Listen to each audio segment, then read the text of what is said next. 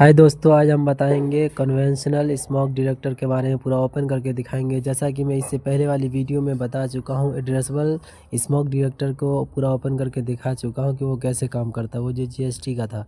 अभी मैं conventional smoke detector को ओपन करके दिखा रहा हूँ कि कैसे काम करता है। तो बने रहिए वीडियो में। देखिए, मैं इसको ओपन किया।